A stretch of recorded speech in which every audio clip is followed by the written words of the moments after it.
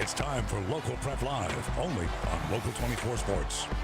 And we say hello and welcome to week 2 of Local Prep Live. Hoping you and yours are enjoying your Labor Day weekend. We got cast of thousands tonight, including fans, bands, cheerleaders, highlights, and our score ticker just below. Check that out. We're going to get things started with our man, our quarterback, the man, Doc Holliday at Collierville and Arlington for the big game. Doc, it is all yours. Well, Gil, tonight it was two big boy schools playing big boy ball. Arlington not happy at all with how it played in the win over Kirby last week, realizing it had to play better in order to beat a Collierville squad that's known for being historically tough. Shake hands, guys. The two teams exchanging pleasantries before the game, but soon the niceness will be out the door. First quarter, Arlington comes out the door. They strike first. Tate Colwick. Nice ball to Brian Lucas the second. He snags the 18-yard touchdown.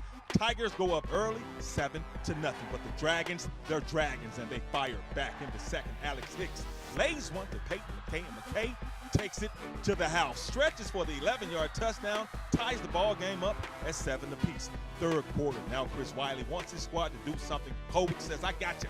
Again, a strike to Jackson Boring, and that made it 21-14 Arlington in the third. And the final tonight, Gil. Now, everybody said this was going to be a close and hotly contested contest, and that's exactly what it was. Arlington comes off with the victory, 24-17. The Tigers and head coach Chris Wiley improved to 2-0, while Collierville falls to 1-1. So, Gil, live in Arlington, Tennessee, home of the Tigers. Finish the show, man, and bring Brian in a little bit later as well. I'm going to bring him in. He's going to join us a little bit later on. Local Prep Live, we have a few plays to nominate for the play of the night. And, of course, you can help pick the winner. Here's how you can help.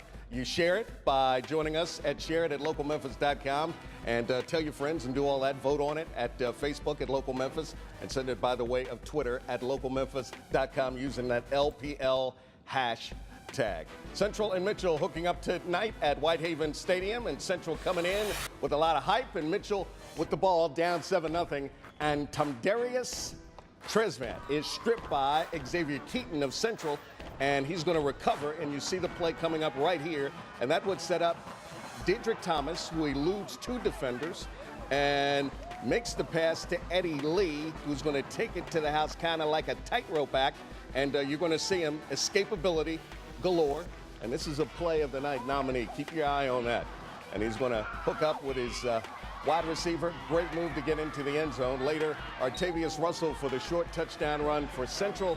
And you see the numbers on your screen, 32-0. We keep it rolling. Kingsbury and MUS. My man, Colt Neal, is going to take it up the middle.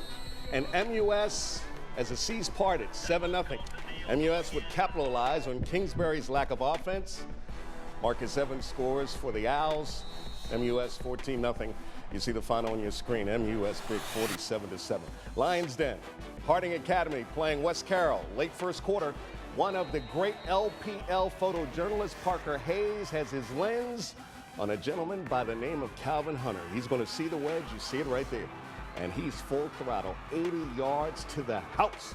That made the score 15-8 at the break. That was a nominee for the play of the night. Put a pin in it. You see the numbers on your screen. Harding Academy winning big. Scores and bonus highlights tonight.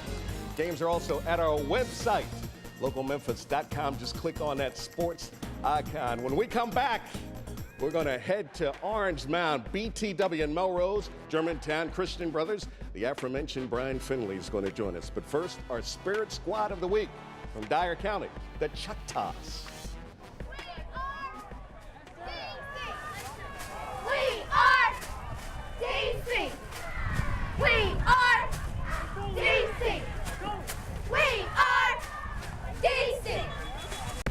Welcome back to Local Prep Live, going beyond the X's and O's.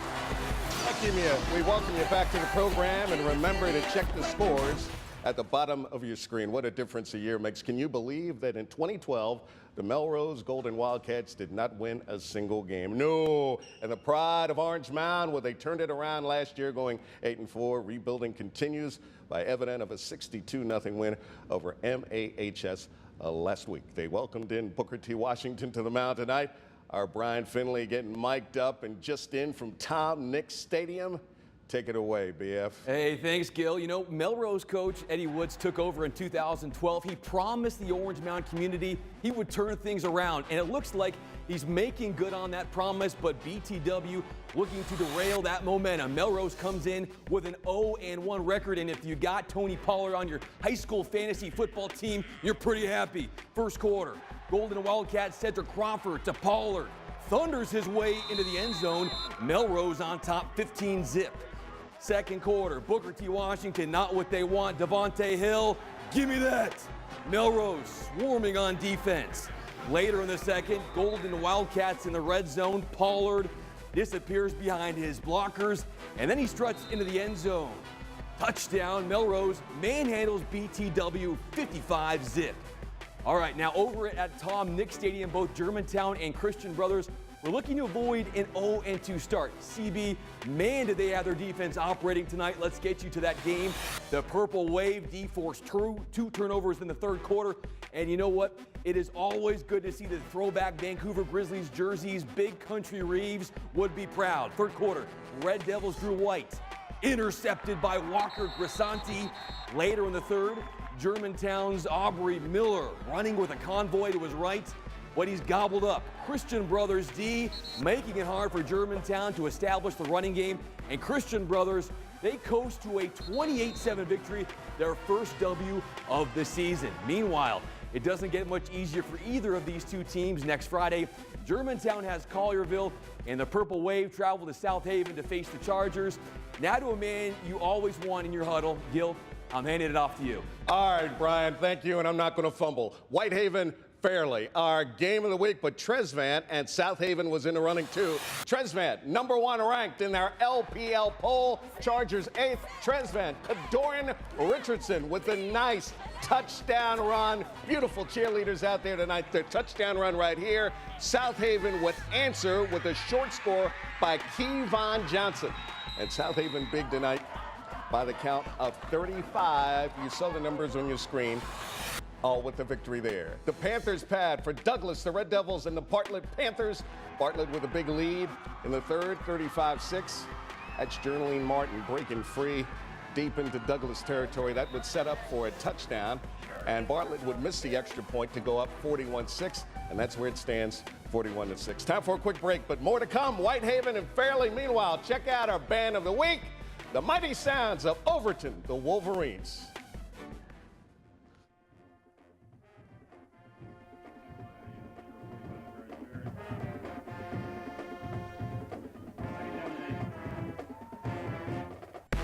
Welcome back to Local Prep Live, your best source for scores and highlights. All right, remember to check at the bottom of your screen the LPL ticker, and we'll be tweeting a lot of pictures out and a whole lot more. Let's head to Crump Stadium for Whitehaven and Fairleigh. Pick it up in the first quarter. That's Jordan with the ball deep to Carrick Jones in the end zone. And the Haven would take a 7-0 lead in this football game here tonight. You see this pass and the touchdown deep into the night, and you see the numbers on your screen. Whitehaven continues their dominance of these two Titans here in the Bluff City. In Cordova, it was the Battle of the Eagles. ECS and St. Benedict, the ball on the 33. That's Mark Kovacs. It's going to pass to Brennan Ryan for the first touchdown. Tightrope back down on the 46, and then quarterback Kovacs is going to complete the long pass to Tyler Curry for the touchdown, as you can see right there. And then ECS with the kickoff return, back of the end zone. And the ball by Carter Dunn on the 47 of ECS.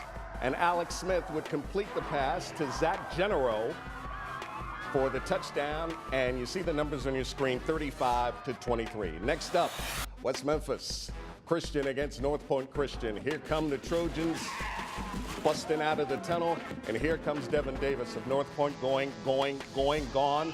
High snap, and he's getting into open space, folks, and it's a foot race to the house. And then Christian Salisbury for another North Point touchdown. They win it by the count of 40-48. You see it bottom of your screen. Time for a quick break, but when we come back, we're going to have the play of the night. Who would it be? And meanwhile, our student section of the week's going to take us out. How about the North Point Trojans, folks?